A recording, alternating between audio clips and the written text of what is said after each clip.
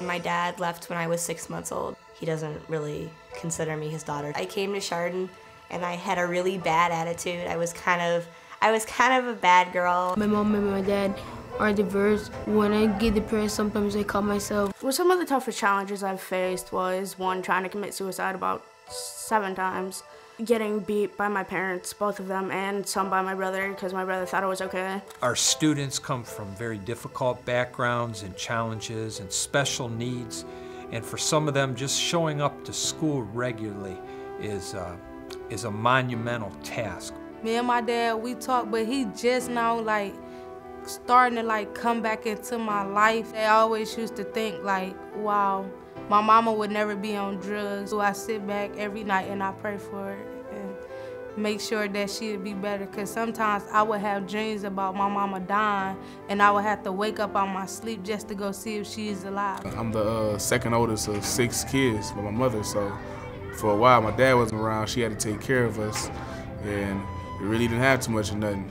Smoking weed, robbing people, a lot of things that was against God's will, having sex. I got sentenced 2 years in prison. Even as a juvenile, I had all kinds of domestic violences, and I got caught with guns. My mom's husband was a drunk. He raped me once and then molested me for 4 to 5 years afterwards. As time went by, I would try to barricade my door. I was so scared of him, telling me I had to be quiet, or he'd hurt me, or he'd hurt my mom, or I'd never see her again. At Lincoln West High School, I observed 2 female students who were in the 10th grade.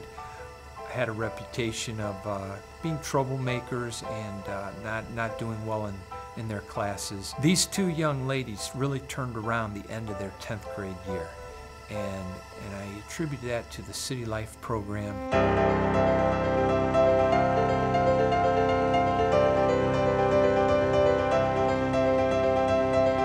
Crave it's the Campus Life program in Chardon. That's where I go every Wednesday night. This guy named Reggie Dabbs came to my high school, and we all had to go in for the assembly. He told me, he's like, you need to let God in, because if you don't, then you're always gonna feel alone, because he's the one who's always gonna make you feel good about yourself.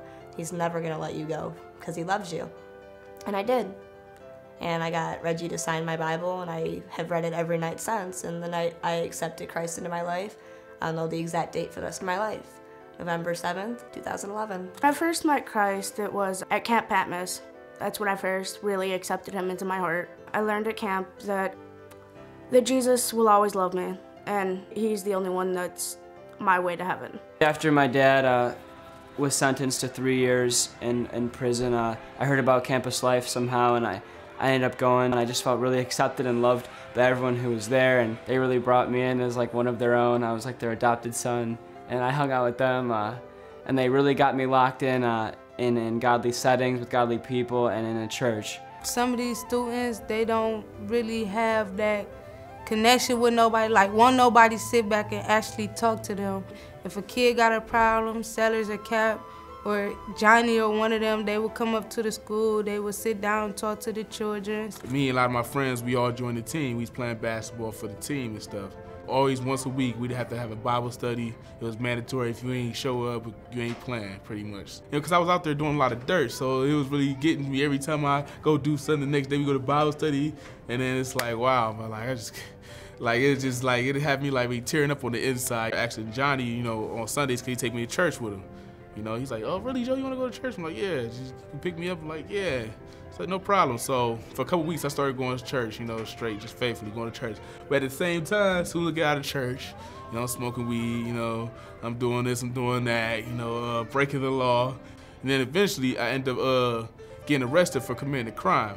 You know, the crime I was sentenced for 2 years for. I started going to Youth for Christ City Life, and that's where I got into God's Word. I got involved with the church even a lot better, and it kind of got me to have a better relationship with God. At camp, I was voted as the Radical Christian of the Week, being all for Christ. God was really speaking to me, you know, really rebuked me while I was in there and put me in my place, you know, so, you know, I told him, you know, Lord, you know, if this is what you want for me to, you know, do right, then I just want to do right then. You know, I'm tired of running, you know what I'm saying? Because, of course, you're going to catch me. You're faster than me.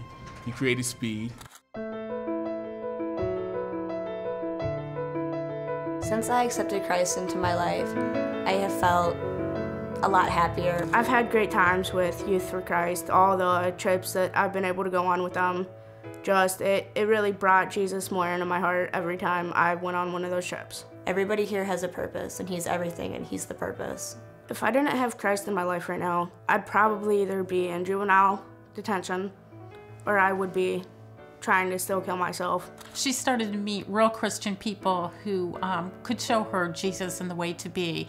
And over the years, I've noticed a marked difference in her behavior, and when she finally accepted Jesus into her own heart for herself, the difference in her life was amazing. I have a friend named Nature, and she really is depressed and she cuts herself. So what I try to do, I will share my testimony with her about cutting myself and my depression and how I met the Lord and how it's good to have the Lord as your father in your heart.